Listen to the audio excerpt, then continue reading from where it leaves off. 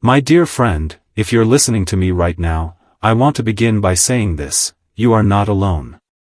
Life after losing a husband is not just about missing a person, it is about stepping into a world that suddenly feels unfamiliar. The silence in your home feels heavier, the daily decisions feel endless, and the questions people expect you to answer can feel impossible when your heart is still aching. It's not just that life feels different. It truly is different. And no one really prepares you for that. I've spoken with many women over the years, strong, kind, wise women just like you, and I've noticed something. In those first months and even years after loss, many widows are quietly pressured into choices that don't always serve them well. Not because they are careless, but because no one warned them. And sometimes those choices leave behind regret, unnecessary stress, or even financial hardship. That is why this conversation matters so deeply. Today, I want to walk with you through 6 of the most common mistakes widows are pushed into, and more importantly, how you can avoid them with clarity and grace. I know this is not an easy subject, but I promise you, it's not about fear. It's about protecting your peace, your future, and the life you and your husband built together with so much love and hard work. And before we begin, may I ask you for a small favor?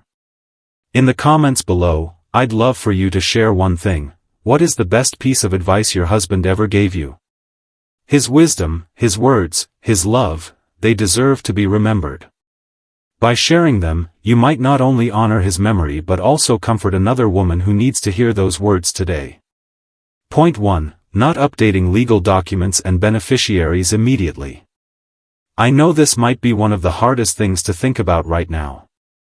After losing your husband, the last thing your heart wants is to sit at a table surrounded by papers, signatures, and official documents. It can feel cold. It can feel almost disrespectful, as if taking care of paperwork means moving on too quickly. And so many women, with the best intentions, put it off. They say, "I'll do it later when I'm ready." But my dear, later often comes with problems that can cause even more pain down the road. Here's what I've seen happen, time and time again. A widow leaves her husband's name on old accounts, maybe a life insurance policy, maybe a savings account, maybe even the deed to the house. Sometimes the will hasn't been touched in 20 or 30 years. And then, something unexpected happens: she becomes ill, she passes suddenly, or she simply needs access to those accounts, and everything gets tangled. The house ends up in probate. Children who love each other deeply suddenly start arguing over bank accounts. Retirement money ends up going to a person she hadn't spoken to in decades. In some cases, even distant relatives or the state itself step in to make decisions she never intended. And the woman's voice, the one that mattered most, is lost in the silence. But here's the hopeful part, sweetheart, all of this is avoidable. You don't need to rush, and you don't need to do it alone. All it takes is one calm afternoon, maybe with a trusted friend, a family member you truly rely on, or a qualified advisor who has nothing to gain from your choices. Sit down with your will, your power of attorney, your life insurance policies, your retirement and savings accounts. Go through them carefully. Make sure every name, every detail reflects what you want today, not what was true back when you first got married. I want you to see this not as a burden, but as an act of love. By updating these documents, you are protecting your dignity. You are protecting the home you built. And most importantly, you are protecting your children and family from unnecessary stress later on. You are not being cold by doing this now. You are being wise. You are being strong. And in the truest sense, you are still being the loving wife and mother you have always been, making sure your family is cared for, even when you are not in the room to guide them. So please, my dear, give yourself this gift of peace. Take the time to put your wishes into writing. Let your voice be the one that speaks, loud and clear, for the years to come. Alright, my dear, let's move gently into point 2. Shape. Point 2. Taking the insurance or pension payout all at once. When your husband passes away, you may suddenly find yourself holding a large check. It could come from his life insurance, his pension, or his retirement plan. At first, it feels like a blessing, something that brings a little relief in a time when everything feels uncertain. You may look at that money and think, maybe I'll be okay. Maybe I can breathe again. And in that moment, it feels like comfort. But I want you to hear this carefully, sweetheart. That money was not meant to be a gift for today. It was meant to replace a lifetime of income, a lifetime of his hard work, of the paychecks that will no longer arrive. And too often, I've seen what happens next. The phone starts ringing. Point 3. Giving away money or co-signing loans out of guilt or loneliness. This is one of the most delicate and heartbreaking mistakes I've seen widows make. And it doesn't begin with recklessness, it begins with love. After your husband passes, the days feel long and the nights feel quiet. You miss being needed. You miss being important to someone. And when that silence grows heavy, it is natural to want to fill it with purpose, with connection, with generosity. That's when the phone calls start. A son says, "Mom, I just need you to co-sign this car loan, it'll only take a signature." A granddaughter says, "Grandma, I'm starting a business, and I know it will succeed, you're the only one who can help me." A nephew says, "Auntie, I just need a little help to get back on my feet." And because your heart is kind and your love is strong, you say yes before your mind has a chance to catch up. But here's the truth I need you to hear, my dear, when you co-sign anything, it becomes your responsibility. If they don't pay, the bank doesn't go to them, the bank comes to you.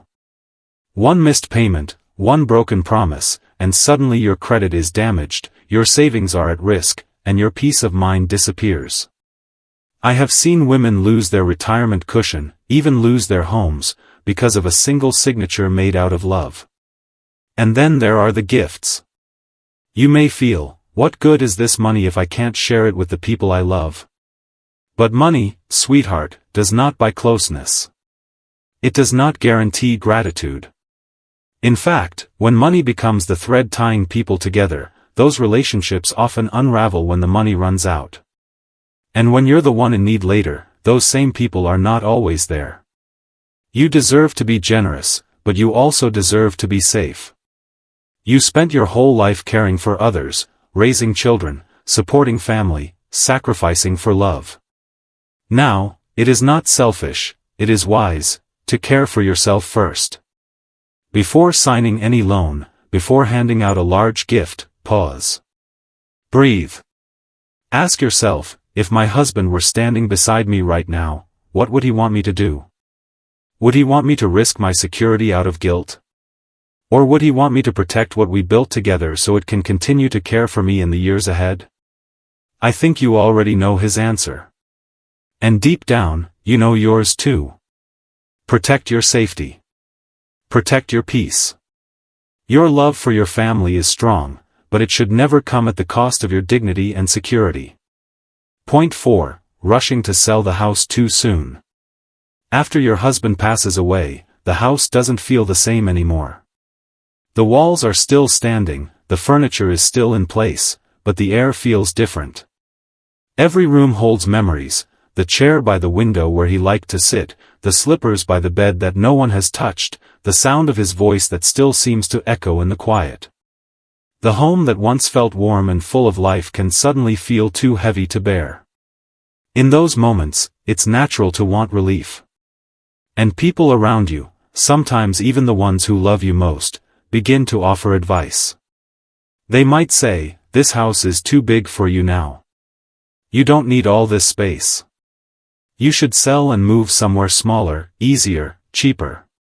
And because grief makes everything harder, those words might start to sound reasonable.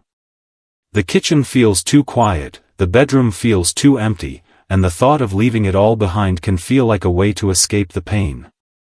But here's what I want you to know, sweetheart, selling your home too quickly is a decision made in the middle of an emotional storm. And permanent decisions made in temporary grief often lead to regret. I have seen widows sell their homes within months of losing their husbands, only to look back a year later, once the fog of grief lifted, and wish they had waited. Not because the house was perfect, but because it was theirs.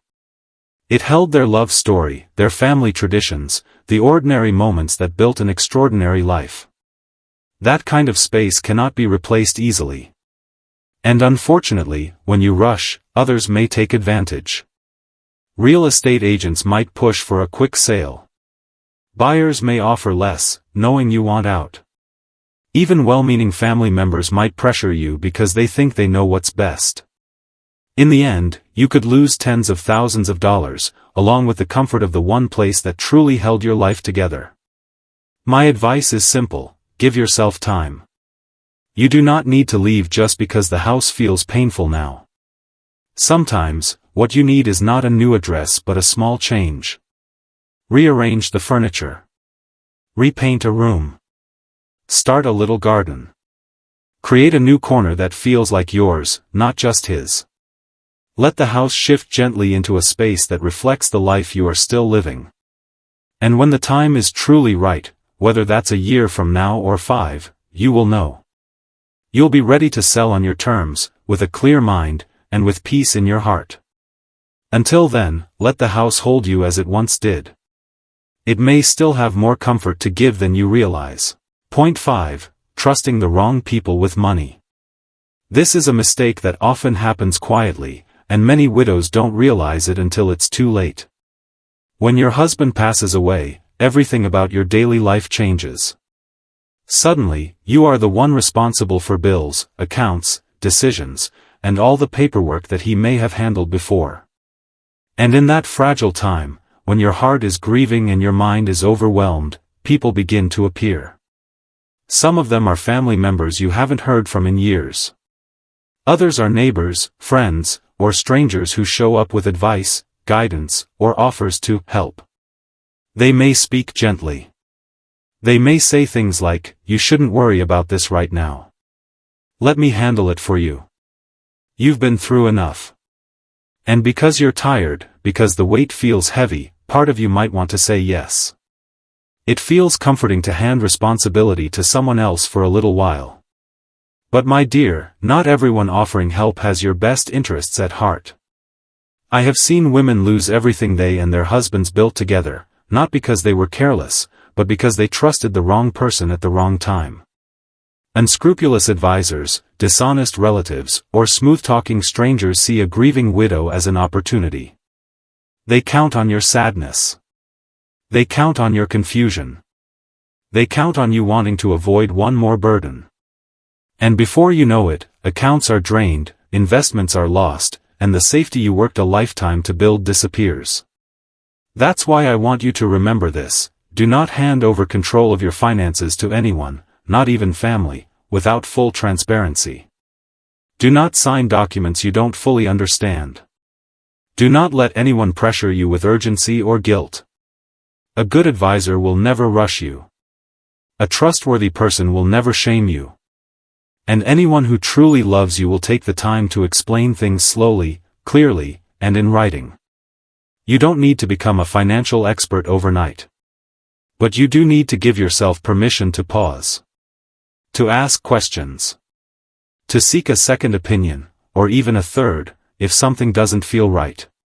Trust your instincts. If a voice inside you says, "This doesn't seem right," honor that feeling. The money you and your husband saved is not just numbers in a bank account. It represents years of work, sacrifices, and dreams for a secure future. Protect it as fiercely as you would protect your own life, because in many ways, it is tied to the quality of your life ahead. Let your money serve you. Let it bring you peace, not anxiety. You are wiser than you think, and you have every right to move slowly, carefully, and with dignity. Point 6. Isolating yourself from people who care. After the funeral is over and the sympathy cards are tucked away, a strange kind of quiet often settles in. At first, that quiet can feel like relief.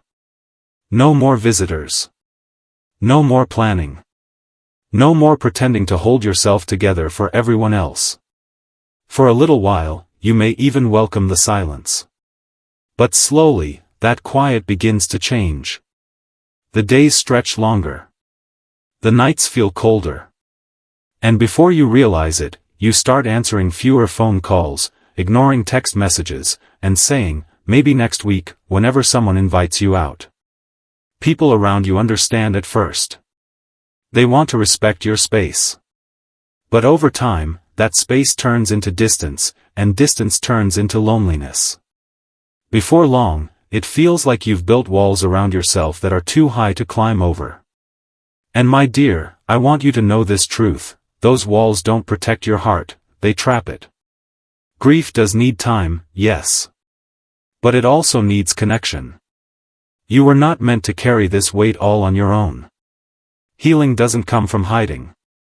It comes from letting safe, loving people sit beside you, even if they can't fix the pain.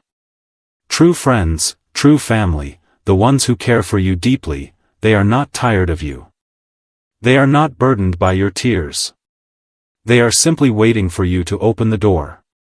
And here's something important: you don't have to show up cheerful. You don't have to pretend to be okay. You just have to be willing to show up as you are, whether that's quiet, tearful, or even confused. That's enough. Healing doesn't mean being happy, it means not being alone in your sadness. Start small. Say yes to coffee with a friend. Go for a short walk with your neighbor. Attend church and sit quietly in the back, even if you leave early.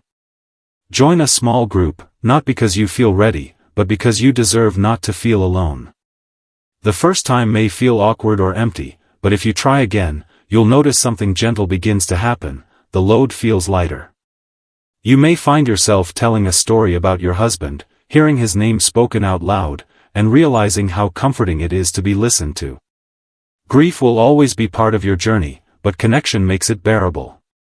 My dear, please don't let this chapter of your life be written in silence. You are not invisible. You are not forgotten. You are still here, and you are still worthy of love, friendship, and joy. Let others walk beside you. Even if they cannot carry your weight, their presence will help you carry it better.